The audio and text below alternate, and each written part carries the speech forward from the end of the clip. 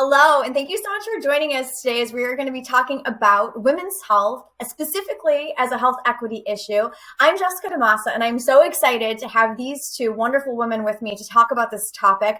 From Lux Capital, we have Dina Shakir, and from Omer's Ventures, we have Chrissy Farr. Ladies, thank you so much for joining us here. Thanks for having us. It's great to be here. All right, so female investors, powerhouses in health tech. Chrissy, we know from CNBC from before. Dina, we know you as an investor, somebody who's an ardent supporter of women's health. I want to kick this conversation off about reframing our discussion about women's health by talking about a piece that you two co-wrote along with two other women, Lily Shaw and Leslie Schrock, other investors, talking about women's health and why you guys are making a big bet on this space. So Chrissy, this was published on your blog, Second Opinion. It's about last summer, I think that it went up. And really what you guys are talking about is that we are thinking about women's health wrong for the most part, and that there's a lot of work that needs to be done to bring more equity to this space. So why don't we start off there? Talk to me a little bit about the piece that you two co-authored and what you were trying to accomplish with it and who the audience was for it. Yeah, of course. Well, thanks for giving my newsletter a shout out. It's been a really fun project to work on the side. And, as you know, I love writing. I've been doing it my whole career. So continue kind of to do that as an investor as well, because it's just a way to kind of put ideas out there and see what you get back. And for this piece, I was really lucky to get to write this with Dina, and then Lily, who's a colleague of mine out in Europe, and Leslie, who is one of the most prominent angel investors in the space. So we had a pretty diverse group coming in to talk about this. And, I think we identified a few issues up front. One is the term FemTech. I just hate this term. Leslie often jokes that it sounds like fembots. I would love for us to just not use that term anymore because it feels reductionist to me. It's like the term girl bosses. I just, I think we need to start talking about women's health as health. And the first step is to finally kind of banish that term. And then we talked about, the fact that we often see women's health as just reproductive health, whether it be pregnancy or fertility. But women's health is so much more holistic than that. It's cardiovascular, it's diabetes, it's obesity and weight, it's social determinants, it's so many different things. And so we really tried to broaden the definition and move us from, thinking that it is kind of in a niche or narrow space. And finally, I think we identified that there was a lot of activity in seed, but far less in growth. And we've been so lucky to have Dina around to lead rounds like Maven Clinic, which was, brought this company into a unicorn status. And we just need more of that because Maven was the first. And as far as I'm aware, the only one in the space to get there. And I think the space deserves many, many more unicorns than just one. I think that was very well said. And, we actually bonded on our hate for the word femtech even before we started thinking about writing this piece or the many other collaboration opportunities we've had since then.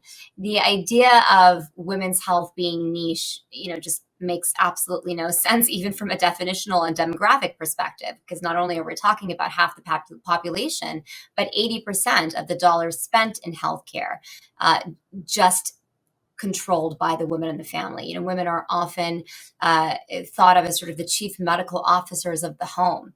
And so not only is this a wedge into the economics of healthcare, but it's also a wedge into improving outcomes. This is something that has been, categorically corroborated by evidence from a value-based care perspective, from an investment ROI perspective, and certainly, from a population health perspective. And so that's something that I think really is not done justice by this term of femtech, which, connotes pink and frills and, sort of a side project rather than what it is, which is something that is absolutely core to healthcare. I was interested in also the stat that you guys shared in this post about the fact that 3% of the businesses that have received funding in the last decade, this is according to Rock Health, are in the category of women's health. And most of those are reproductive health. I'm curious to hear your thoughts on, within this conversation about women's health, is it that we're talking too much about reproductive health, or is it that we're not talking enough about some of those other aspects of women's health, like Christy mentioned, the areas like chronic condition management or heart disease or, different areas of mental health, of women's health? Where do you think the conversation is failing? think it's all of the above, Jess. It feels like it's both that we just don't talk about women's health holistically. We don't talk about the fact that women might show up with different symptoms for a heart attack. We don't show up and talk about the fact that when we build AI algorithms for clinical decision making, that we are not including women in research studies. It's a really, really broad topic. And I think we just very naturally defer to this time of a woman's life when she's thinking of having children. I think the other thing we don't talk about enough is menopause. And that is now starting to change. We've seen some companies like Evernow in the space do well, and Electra over in New York. And I think these are really exciting businesses, but, they're all pretty early stage. And, it's only been recently that we've even been open to funding these businesses. And 3%, I mean, just think about that. Like Dina said, half the population making 80% of the healthcare decisions. How is it possible that we have 3% of total money going into this space? So it feels like there's a big opportunity ahead of us. And honestly, VCs probably would have had better returns had we paid closer attention to this space sooner. And I think as we think about, women's health, the various aspects, whether it's, neurological, thinking about migraines, or more traditional reproductive health in the context of hormonal health, at the end of the day, these conditions, if you will, and the experiences are actually inextricable. And I think in general, this is a problem that is a far longer conversation to go into how specialty care came to be and sort of the misaligned incentives with regard to healthcare in this country.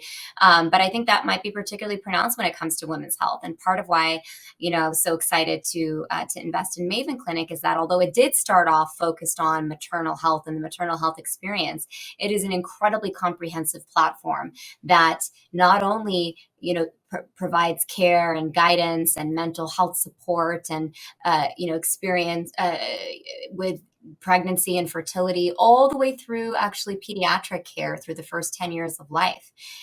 Companies like Tia, for example, started off focusing on primary care and gynecology and are now also offering fertility care. So I think what we're seeing is this move towards, integrated comprehensive care, initially for a woman, but even expanding beyond that into family health. Any of us who have had children will tell you that on a very personal level, that this is a profound disconnect in the system where you go from treating the woman's body during your pregnancy experience to pediatric care. And that's the disconnect, even in terms of data sharing, is quite stark. And so to the extent that we can continue to fund companies like this that can show the ROI to the major stakeholders in the industry, in particular payers, and connecting those aspects of care, I think we'll all be better off. And I'll just add to that one of the things that shocked me after I had a baby was I had my postpartum depression survey at the pediatrician's office with my baby in the room and my spouse in the room. And it just, none of this makes sense. Like, why is this happening at the pediatrician's office? Why is there no other visit outside of that 1 6-week visit, which for me was not even an in-person visit because I had a baby during COVID. So I think we just have, even as we talk about women's health being much broader and much bigger, and I agree with all of that, I still think there's so much work to do in pregnancy and postpartum. I think that's so interesting. So, I mean, it sounds like there needs to be more done, in your opinion, on that reproductive women's health side, but also more broadly. And I'm curious to know, I mean, you are watching new companies emerge in your roles as investors. Are you starting to see companies that are taking this more holistic approach to women's health?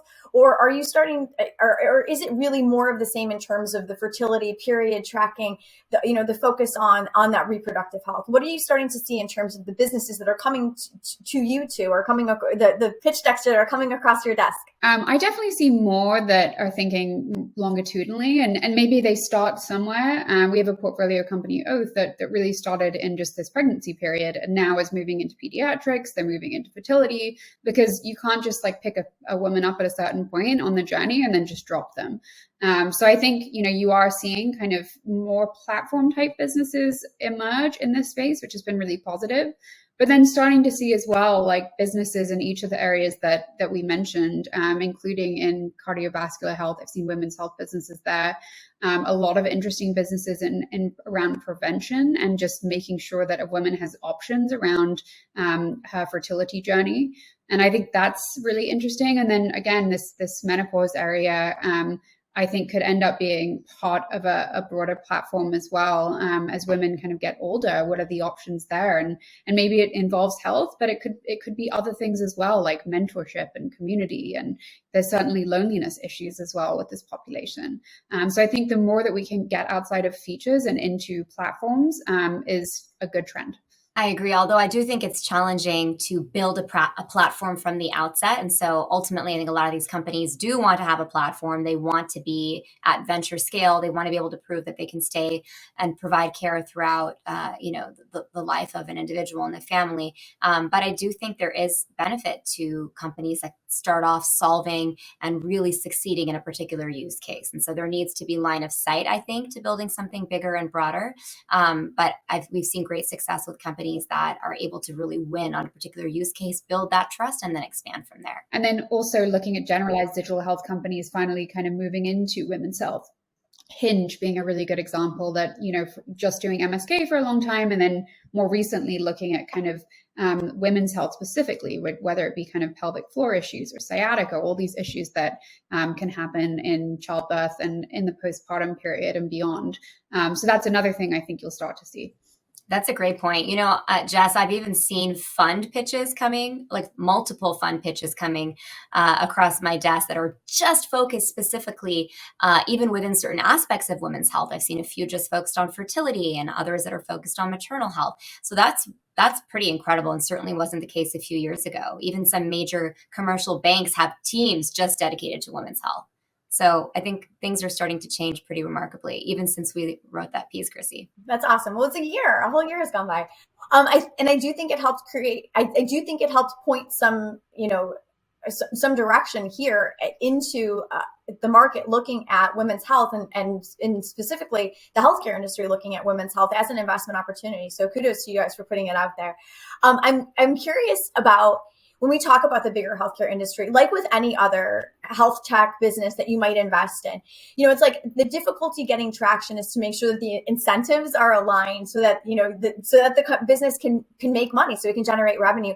Do you think when it comes to women's health, whether it's a more full spectrum business or if it's a business that's focused on reproductive health or menopause or whatever it is, within the larger scheme of healthcare and how we're doing it in this country, do you think, and I'm talking about the US here, I know Bayer has a global audience, but in the US, do you think that the incentives are aligned for women's healthcare and for care that is connected to outcomes that are divided along gender lines?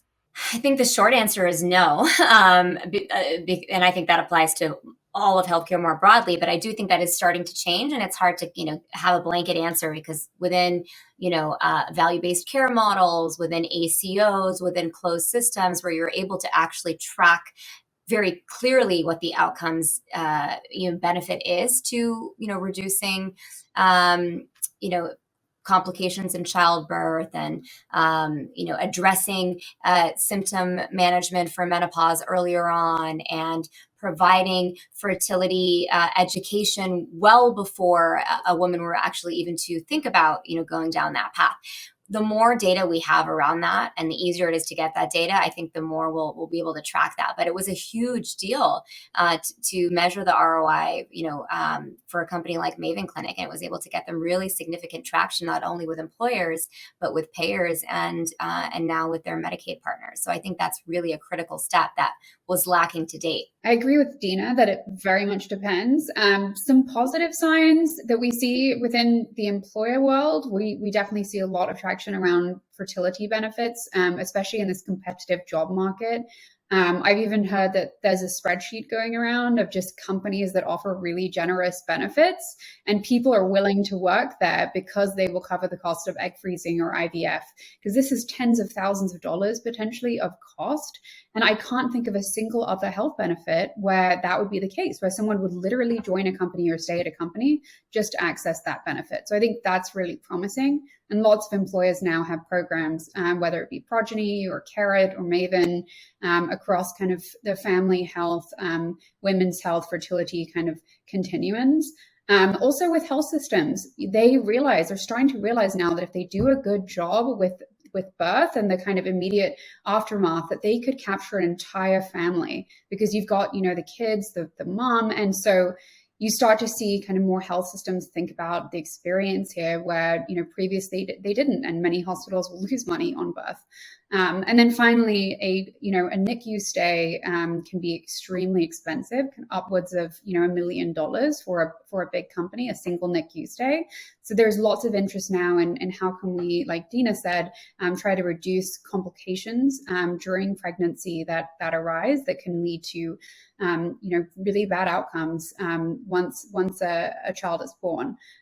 So all of those things I think are positive trends, but agree with Dina that it's really just all over the map, and it very much depends on who you ask.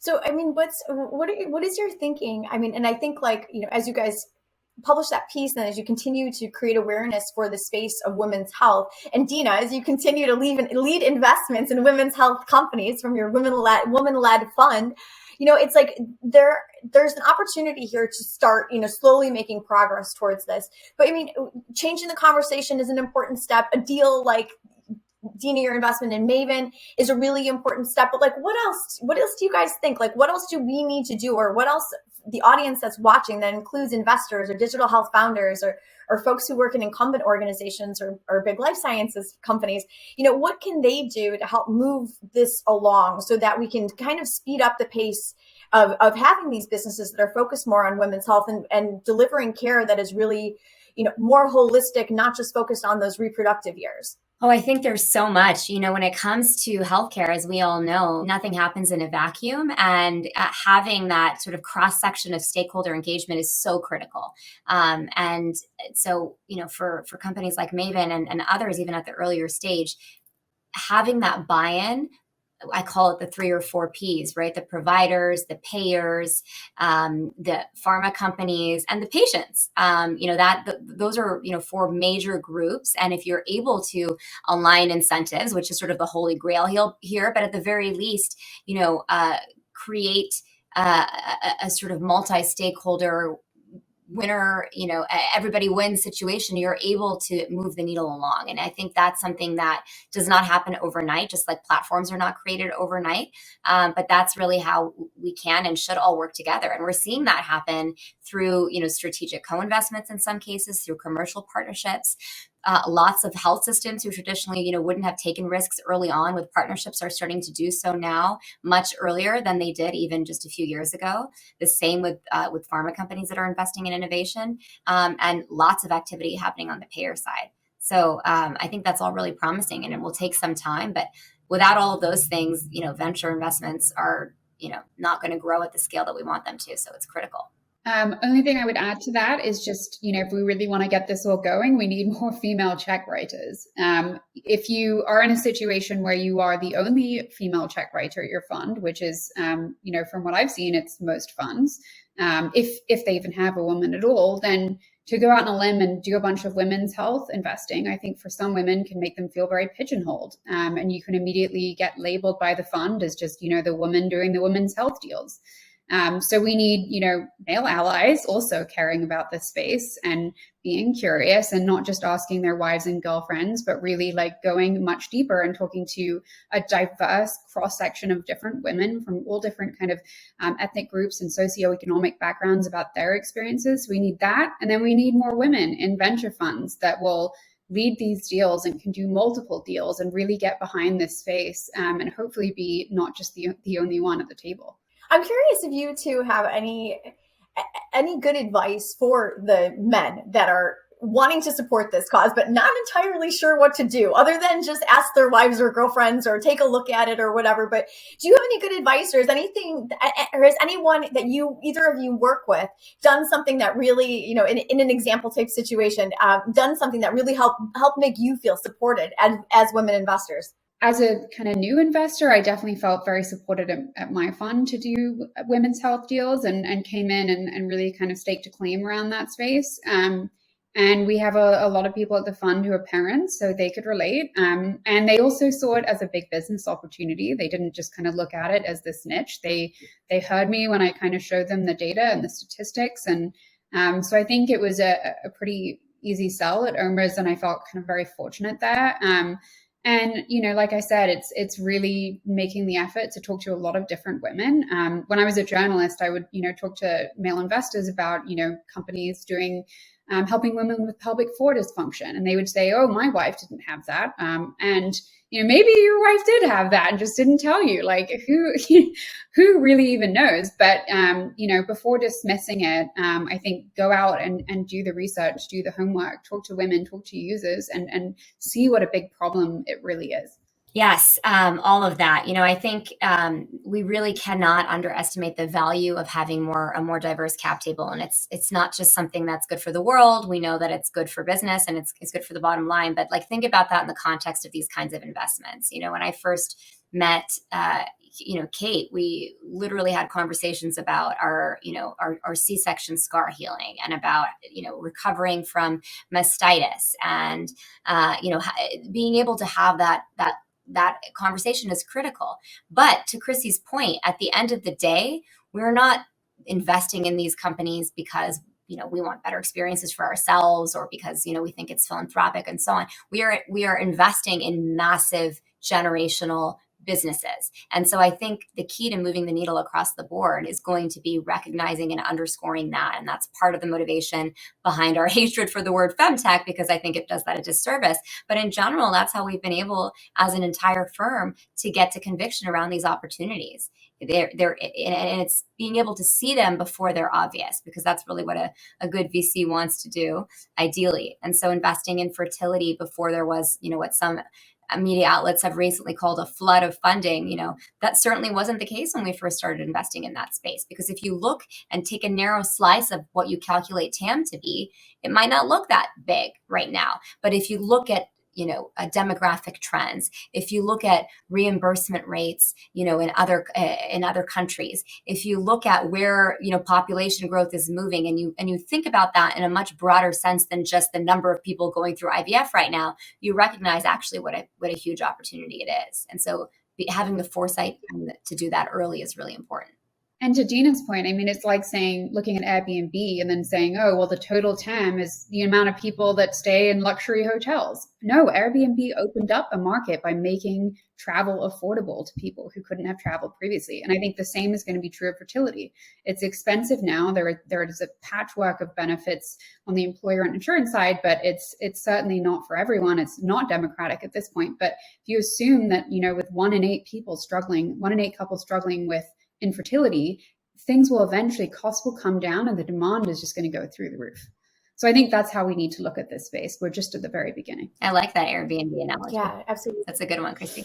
That's a great analogy. Yeah, it's a very good one. Okay, so I've heard you talk about fertility just now. I've heard you talk about menopause. I've heard you mention integrated care. So what else is hot in women's health? Like, what is the gap in care that you wish would be filled with a startup that has something new, or like, what do you have your eye on in terms of the next big thing in women's health? I'd love to hear. I could start with a few, and I'd love to hear Chrissy's thoughts as well. First of all, there are many. So these are just a few that are top of mind right now, but there are a lot of them. I think cancer care in general is an area where we want to see a lot more innovation, in particular in breast, in ovarian, and some of the other cancers that are not only have an outsized impact, or in some cases, a sole impact on women, but also on communities of color. And both of those are examples of that. So that would be one. And I think when you think about women's health, I mean, there's really no good nomenclature here, but I like to say women's and family health, because pediatric care is a really critical part of that. It's an area where, Chrissy has invested and I have as well.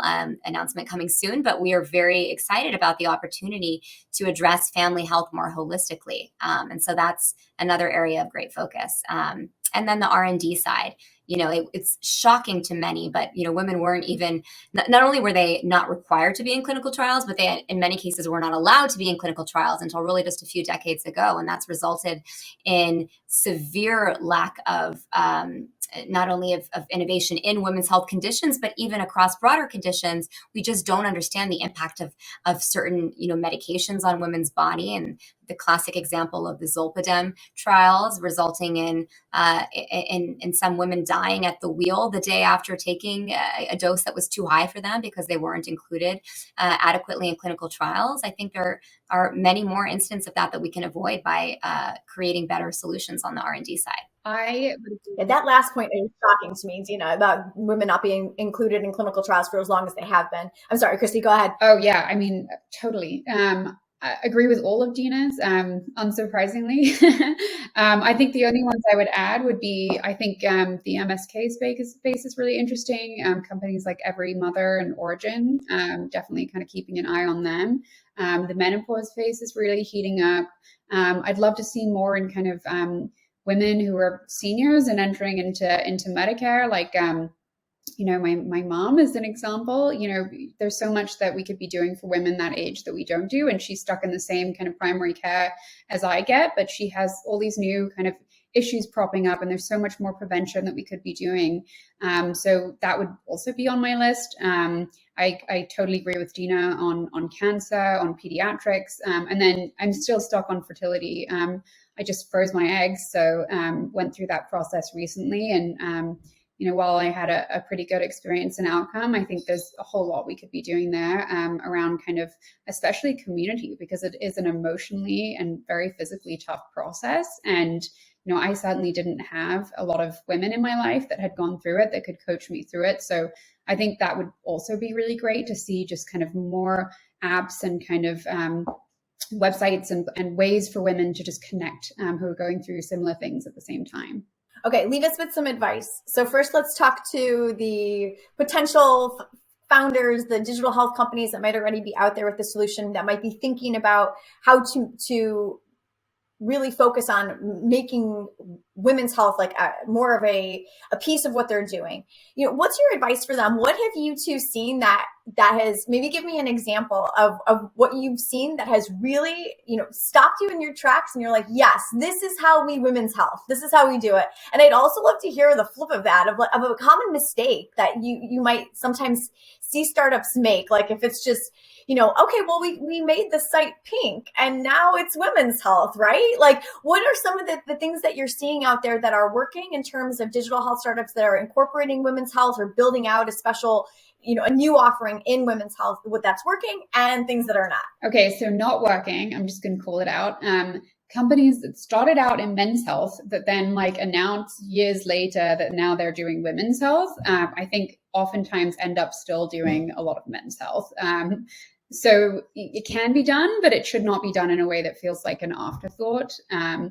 That I would say is a little bit of a pet peeve of mine.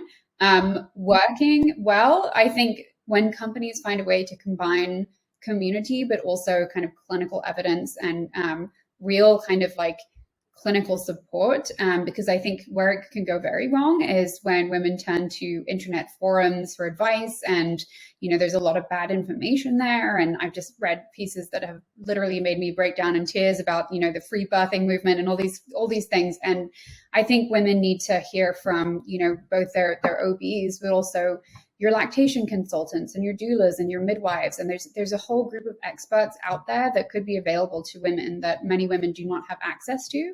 So I think finding a way to kind of combine both, that community aspect with, the real clinical experts that are out there that can help guide you along this journey.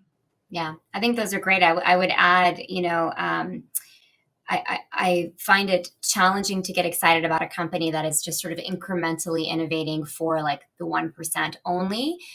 Sometimes you do need to start with, direct to consumer or cash pay. But if there's no real discipline and desire to achieve health equity through innovation, I think that can get really challenging. Number one, from a TAM perspective, number two, from an outcomes perspective, and number three, just from a sort of venture scale. So I think that's something that's really critical, and being really intentional about that from the outset. And the second thing I would add that really is working great, I think A-Life in our portfolio is a great example where they are building an incredibly innovative, technology to help make IVF clinics more efficient, more effective, and ultimately more equitable. But in addition to that, are building a comprehensive solution with vertical critical software. That's also building trust with consumers. And so it's really achieving a lot of that sort of multi-stakeholder engagement I alluded to earlier, but doing so in a way that is grounded in a really deep technological and scientific breakthrough.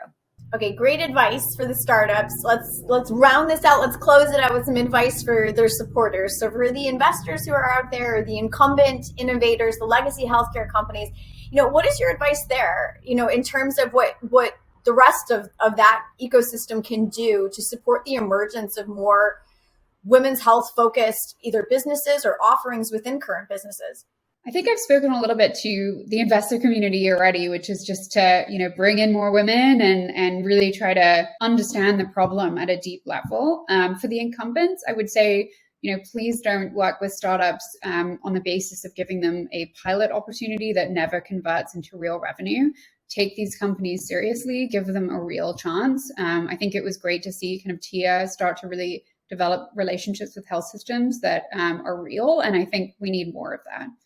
Because this shouldn't be a space that you can just say, oh, I tick the box. I have a women's health company I'm working with. Like, no, put real resources behind it. Definitely all of that. And I think underscoring the point that we were making earlier around what this means for the bottom line. At the end of the day, as venture capitalists, we're in the business of creating value and investing in generational companies that can return funds for our LP. And that's part of the sort of cycle of impact. And so making sure we're focusing on that and not thinking about this as some sort of alphabet soup of ESG or CSR or so on, but really why this is an incredible investment opportunity that will also improve outcomes and that will achieve health equity down the road. It's one of those amazing intersection points of those three things, which is an incredible opportunity. But at the end of the day, it is going to create real value. Fantastic. Well, ladies, thank you so much. It has been such a pleasure to talk with you about this issue. And I think, if nothing else, we better never hear, see, or say the word FemTech ever again. Done. We're done with that.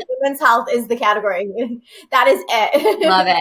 But I mean, truly, what I really appreciate about talking to the two of you, particularly in your roles as investors, is that you do have this wonderful way of explaining this category as a tremendous business opportunity. And so thank you so much for doing that and for walking through your thinking about how that is so. So thank you again for your time here today. Thanks for having us and for highlighting the topic.